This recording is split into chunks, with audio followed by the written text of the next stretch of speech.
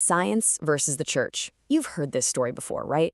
It's one of history's great rivalries, this epic battle between faith and reason that's supposedly been going on for centuries. But is that popular narrative the whole story? Okay, let's dig in and see what the history actually tells us. So, the heart of this whole debate really gets down to how we think about the past and how we think human knowledge moves forward.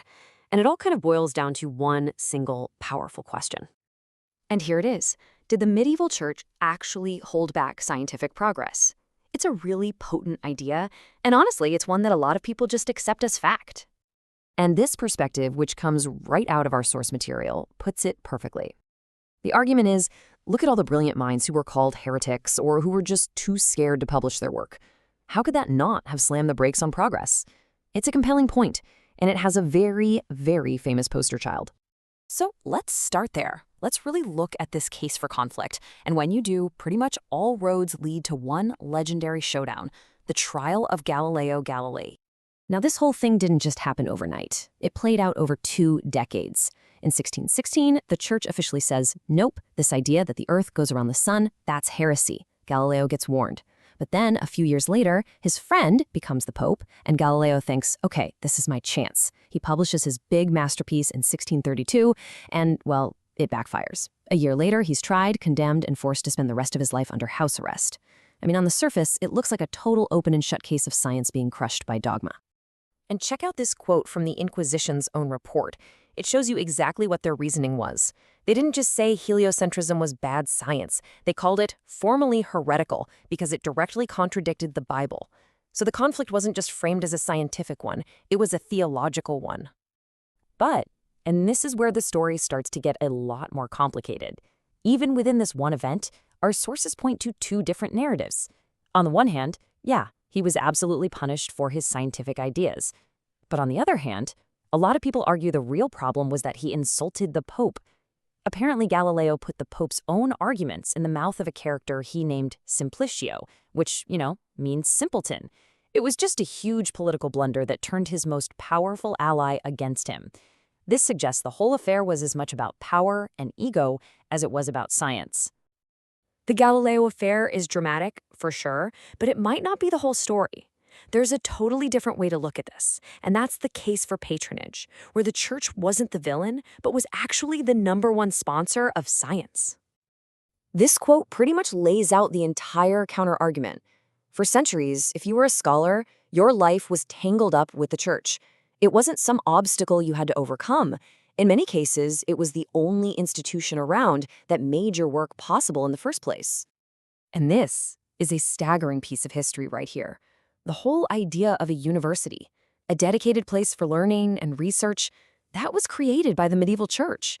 It built the infrastructure, provided the money, and created the space for intellectual life to even exist. And that system produced people like this guy, Robert Boyle. You probably remember Boyle's law from chemistry class. What the textbook often leaves out is that Boyle was an incredibly devout Christian, and his faith wasn't just some footnote to his science. It was the whole point. I mean, listen to his own words. For Boyle, science was a Christian vocation. He called himself a priest of nature. Think about that. For him, studying the natural world wasn't an act of rebellion against God, it was an act of worship. His faith was the engine driving his curiosity. Okay, so we've got these 2 powerful, competing stories. Conflict on one side, patronage on the other. So where does that leave us? Well, it takes us to a more nuanced place, somewhere that goes beyond a simple debate. This comment really frames where we're going next. The relationship wasn't just one thing. It's not a simple case of good or bad. The reality, like with most of history, is way more complex. And to get that complexity, you have to understand this key concept: natural philosophy. That's what they called science back then. But it wasn't a separate box like it is for us today. It was all woven together with philosophy and theology, and its goals were just different. A core motivation for all this study was this idea right here. To understand nature is to understand God. Now, that doesn't sound like a restriction, does it? It's a powerful catalyst.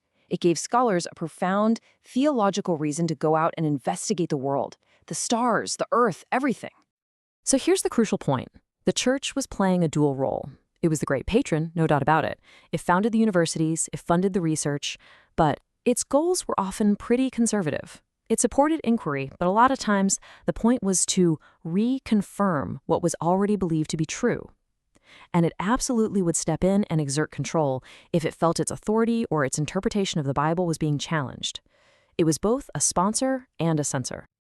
And this brings us to a super important idea we have to keep in mind. We have to avoid presentism. That's the trap of judging the past by our standards today. Their world was not our world. They didn't think of science and religion as two separate teams at war with each other. To really understand what was going on, we have to try to see it through their eyes. So let's put it all together. What does this more complex picture actually look like? What are the big things we should take away from all this? Well, here are the key takeaways. First, the relationship was never just one thing. It was always this messy, evolving mix of patronage, motivation, conflict, and control. Second, for many of history's greatest scientific minds, faith was a primary motivation for their work. Third, cases like Galileo's show very real conflict, but they were often just as much about politics and authority as they were about science. And finally, context is king. Science in the past just had different goals than it does for us today. Which leaves us with a final question to chew on. The simple story of science versus religion turns out to be way more fascinating and complex than the myth. And it really makes you wonder, what other parts of history do we oversimplify?